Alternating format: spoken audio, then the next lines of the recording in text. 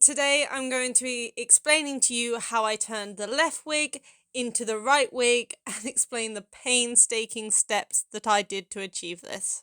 Before I go into this video, I will say I used a lot of different tools and equipment for this wig. I will be putting that all in the description below. The first part of the process that I did was section out my hair into different colours and layers because, as you can see here, this wig holds a variety. If of course your wig is just one length, then you won't need to do this process, but I'd still recommend putting it into little sections. To try and help with the separation, it's really good to understand how the wefts are attached underneath. I found out pretty simply that it was always 3 wefts before the colour and length changed, so I separated these, tied them up and continued on down, going 3 at a time. This meant for a clean cut. As you might have noticed, my wig head is quite wobbly. Something I did to fix this later on is get the table wig clamp and put hot glue inside the ball, and that made it mean it wouldn't shift as much and was a lot easier to brush and work with. When sectioning, I will say it's easier to start from the top and work down. I've just done one whole section to make it easier for you to see. I'd make sure to separate any layers you do tie. This can stop any confusion or pulling or tangling a bit later on. You might see that my comb here has a pin at the end of it. It's really handy for separating, and it's also really handy for when the hair's sticky with hair glue and you don't want to get your fingers dry. So I'd really recommend getting one of these. They are quite cheap. And here you can see the wig all separated out into the different layers and colours. Now's time to go and crimp the wig. I really recommend crimping because it helps give that extra volume, and you'll find for this wig you'll need quite a bit of hair. I did use 2.5 wigs. I'll explain that later. Because you might be working with a really long wig and with a lot of hair, as I use multiple wigs, you'll find that a bigger crimper is much better and it will just save you a lot of time.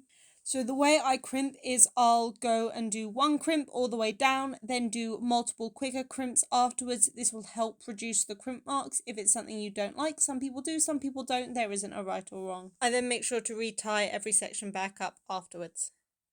This will take quite a bit of time to do and can be very repetitive on your wrist for action, so please make sure you take breaks and also be careful due to heat, and always unplug your crimpers when you're not using them. Although whilst trying to relax and taking a break, just be prepared for your wig to be staring at you menacingly.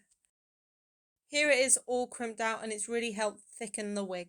Here you can see the difference between the crimp wig on the right and the non-crimp wig on the left. And yes, you've guessed it, you will be having to do this multiple times. Step 3 is to cut the hair. I would recommend leaving about 0.5 centimetre to 1 centimetre of hair left on the wig. It helps a bit later with the gluing process.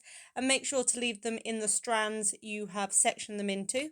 For some of the longer strands, you might realise you have to put another elastic band in the top just to help keep that clump together. Using really good sharp hairdresser scissors will help a lot with this process. So I cut a bad example to show you, but you can see I've cut so it's long enough just to cover the head. Don't leave a space, otherwise there's nothing for the glue to stick to. Continue this process. As you can see, I've tried to organise the wefts in the background. This just makes it a lot easier for sorting later, and I would recommend doing it.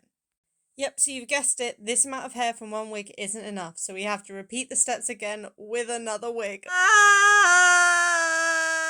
After a lot more hard work, your hair load is doubled. On this one, you can see the hair's a bit longer, probably a bit too long, but that just meant that when I put glue on it, it can't stick to the head.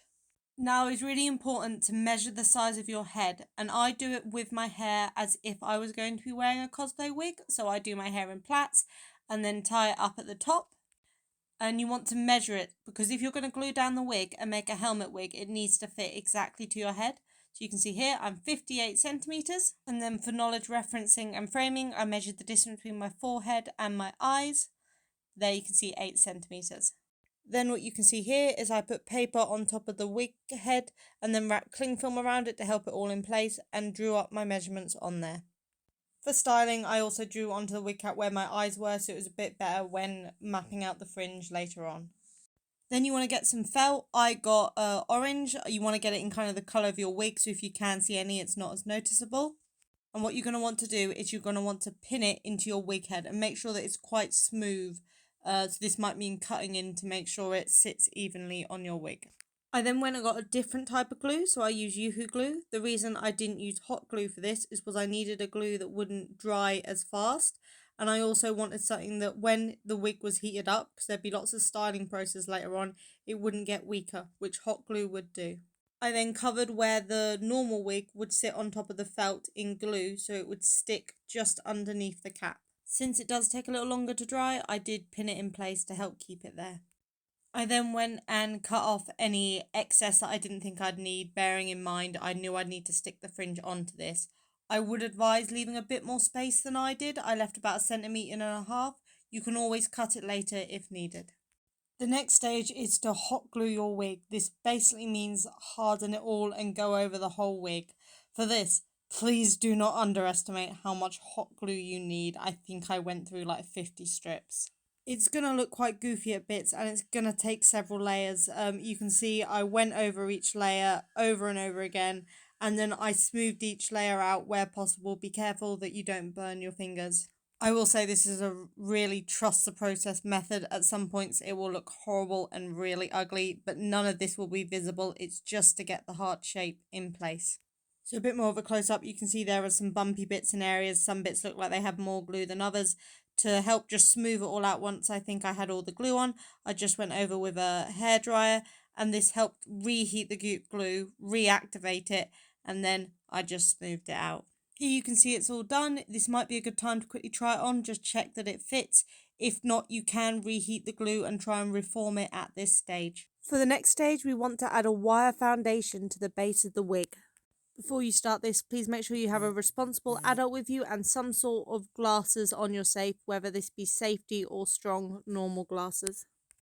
Then with the help of pins, I use that to put the wire all the way around the base or frame of the wig. Then to tie it together at the end, I twisted it round itself. That means if any weight is on it, it's pulling on itself instead of pulling on any other part of the wig.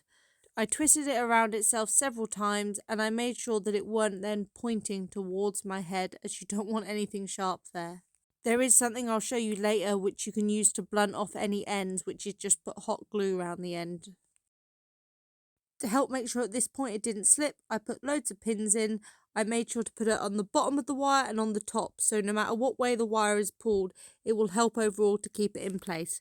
You might have to push quite hard to push the pins through the hot glue you've done. The next step I did here off camera was add horizontal lines across the wig.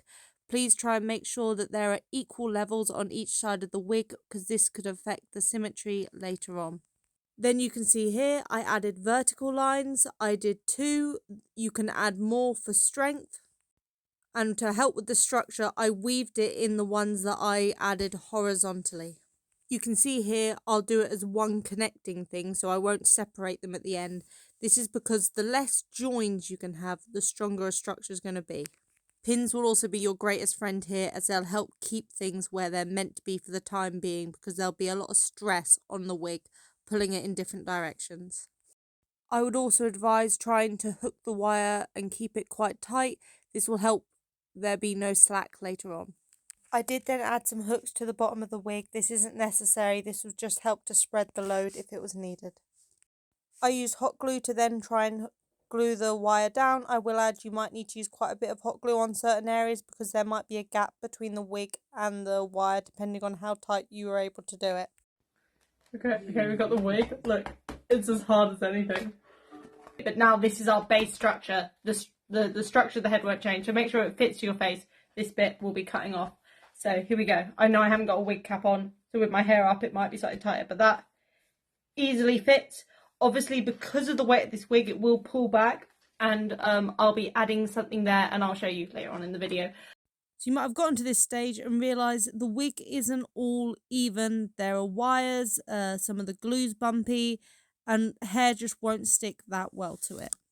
So to help solve this issue, I've gone and got stuffing from pillows, cheap pillows that I've gotten from the charity shop, and I've gone and separated it all out and stuck it on the wig using Yoo-hoo glue, as you want a slower drying glue, as it'll take you a little while to stick everything down. To help make it stick, I gently patted it down, added some extra glue where needed. Adding the Yoo-hoo glue on top of the hot glue also gives it an extra strength and makes it a bit more immune to heat damage, because if too much heat hits this wig, the hot glue will melt. Something else I found that helped hold it all together was spraying it with some hairspray and then going over it with a hairdryer. You can see here I added some extra wire hooks. This was hooked around the wire already installed, so I'll be able to hang my strands off of them. We have another optional step, which is adding in some hair grips. This will help just secure the wig in place when it's on your head, especially with how heavy it is. So now we are going to be making out of wire the strands for each section of hair. You can see I've attached some felt from pins to the wig. This is only so I can temporarily glue it in place. I will be cutting it out later. This just helps make sure the shape is how I want it before I fix it in place. Before you start putting the wire in place, you're going to want to understand how many strands you want and how thick your strands would be. And I'd advise, whilst making it, please have a reference picture present. Depending on how thick you want each strand, so that could be using 4 wires, which will make more of a square shape. You can have 3 wires, which will make more of a triangle shape, or you can have 2 that will make more of a 2D strand. In this wig process, you'll see I've used all 3 types. For the bottom one, I used 4, and that means I had to attach 2 wires to a higher level, and I attached 2 wires to a lower level, so when bringing it down, it escalated it out into more of a 3D shape, giving it more dimension. Here you can see what I've done to add some extra reinforcement using those hooks if you did bother to put them in. Then to add that 4D effect, you can see I've added some more, so there should be 4 wires for this strand coming down. To help with reinforcing the shape and make sure it wouldn't collapse into each other, I made some little hooks, as you can see here in the top right hand corner. These were made by getting a piece of wire, folding them in 2, twisting them, and then creating a hook on the other side, and then looping them round the 2 strands. Then, when they're at the height I need, starting near the top of the strands, I added hot glue. I made sure to connect different parts of the wires to add strength later on. So here you can see what one 4 wire strand of hair looks like. I tried to give it a different dimension, as you can see, twisting and turning in different ways. Here you can see me start to put together this strand of hair at 75 times the actual speed. Slowly it comes together. Again, this is a reminder, please wear some sort of glasses. The wires can just flick in any direction randomly. Hopefully by this point you'll start to see the wig slightly taking shape.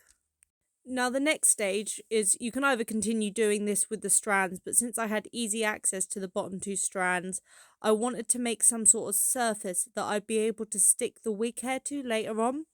So for this I used sticky back plastic. I will be putting links to things I used in the description. I will note I had to have something see-through due to the LED lights, but there may be better material. I did find this was quite noisy in the end, but adding hair to the wig did help buffer it. So by using sticky back plastic, it will stick to itself, which is really handy, and have a sticky inside, which helped later for putting the LED strips in. Something I didn't do and realised I had to do later on was make sure before you get too far down that you put the LED strips through the top bit as you need, otherwise it's going to be really hard to feed it through a sticky surface. Another hints I worked out is don't do it too tight so you'll pull the wires in. You want to remain and keep that 3D shape there, and use thinner strips rather than thicker strips, and even if that means you have to go over it multiple times. Now before we move on with the rest of the wig tutorial, I want to explain what LED strips I bought and why. So I made sure to get ones that I could add more length to, so detachable ones I could add 8, 12, 16 strips if I needed. That means I weren't limited to a specific length.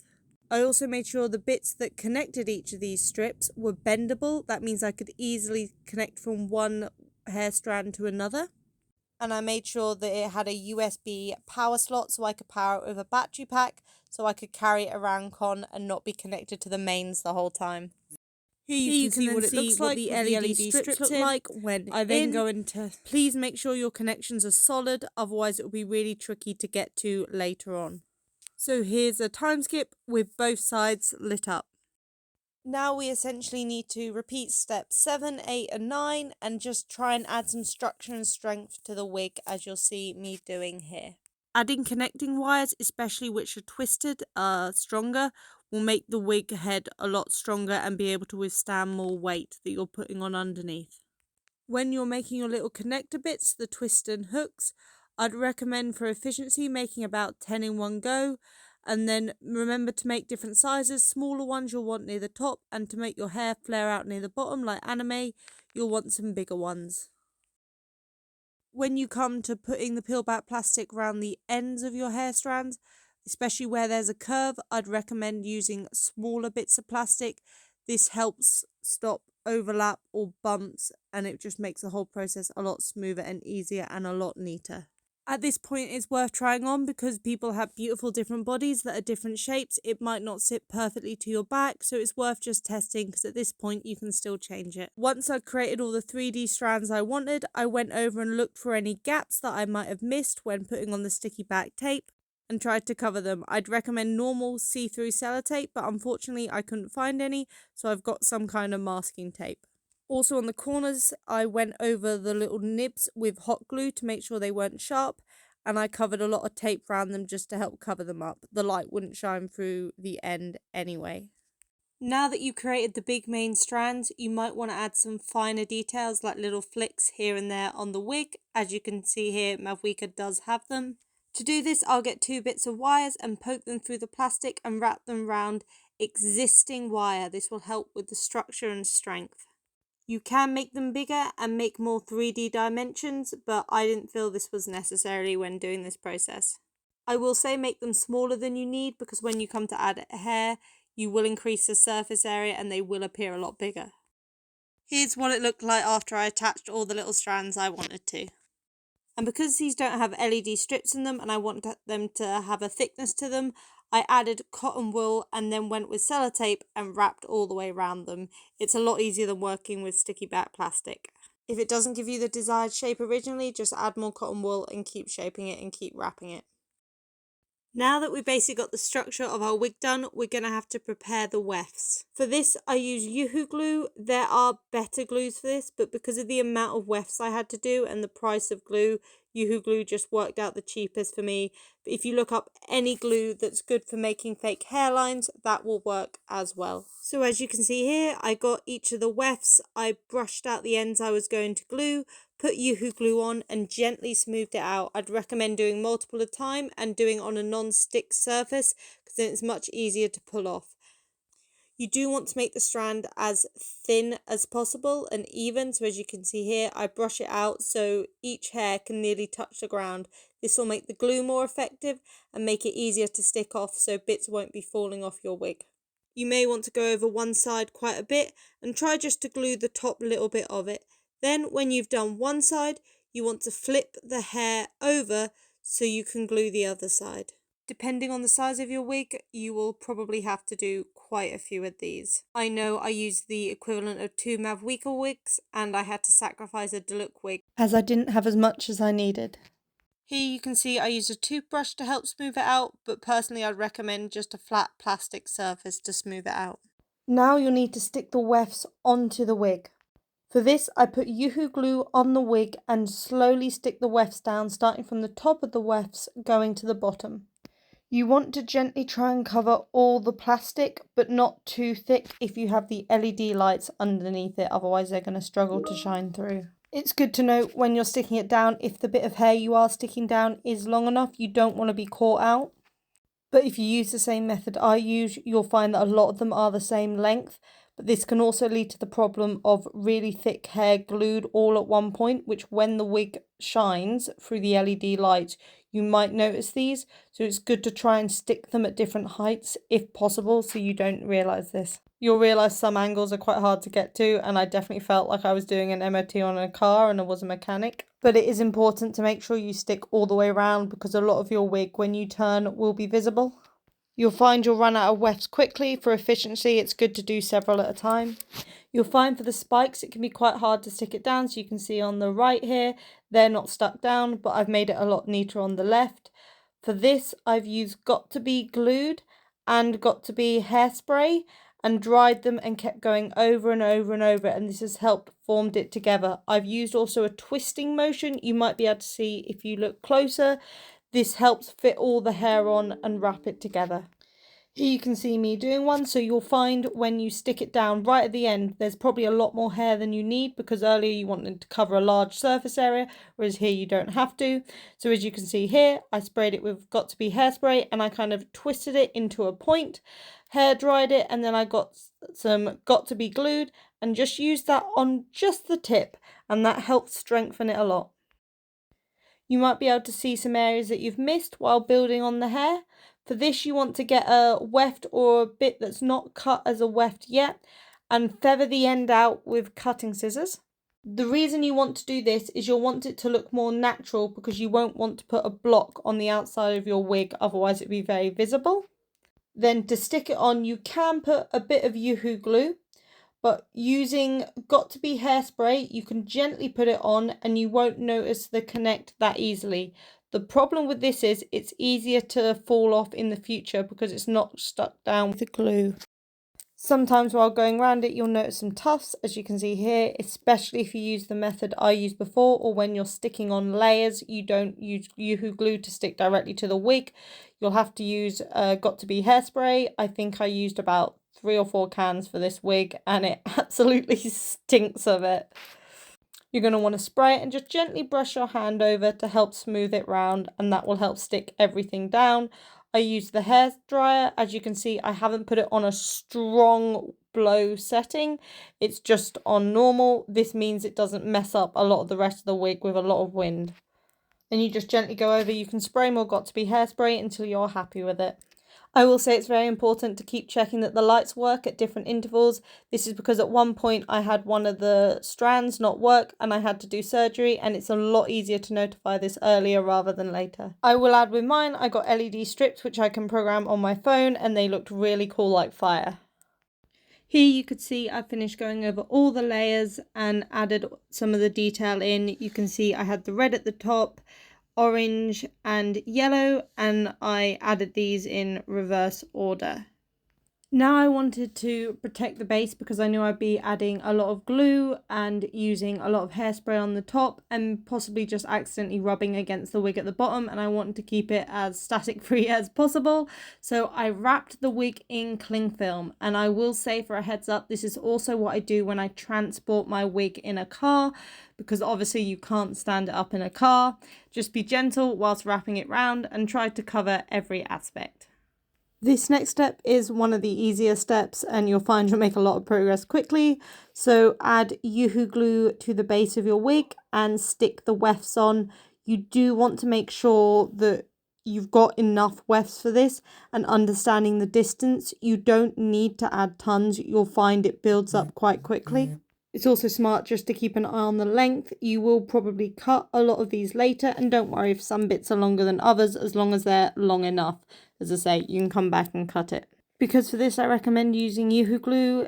Drying it won't really help. You can see here I do it a bit, but honestly it didn't make much of a difference. It was only trying to stick it to the felt that we have around the wig. So this is something when you stick it on, you're just going to have to be very careful not to pull it off, and then hopefully after a few hours it will have a lot of strength to it. Next, for the hairline, because it's quite bumpy either side, I wanted to create some height. So I got some felt and cut it down, and as you can see here, stuck 2 layers. Then I covered it with felt, and this just helped create the height, giving it a bit of a bump, so when I stuck it down, you could see naturally where it sat.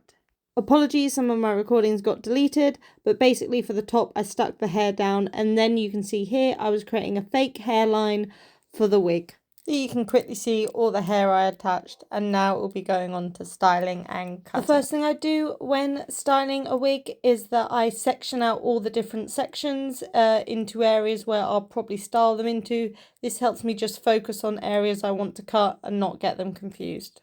To make it a bit easier when gluing, I added shorter hair to the top where possible and longer to the bottom. As you can see here, it's all sectioned out and ready to cut and go.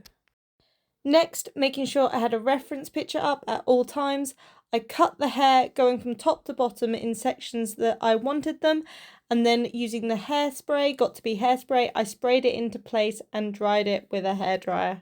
I didn't for this section of the wig, but if you want the spikes to hold up a little bit better, use that gel Got2b Glued hairspray I used earlier for the spikes on the wig, and that will help set it in place even more. You then just continue this process throughout. I have done several wig styling tutorials which will be very useful for this bit, so I'm not going to go into too much detail here. I would just say it's important to note to try and keep the length symmetrical where possible, unless you're trying to make an obvious difference. To help try and blend the top of the wig into the bottom of the wig, I did try and make it symmetrical and use a very cartoonish like style.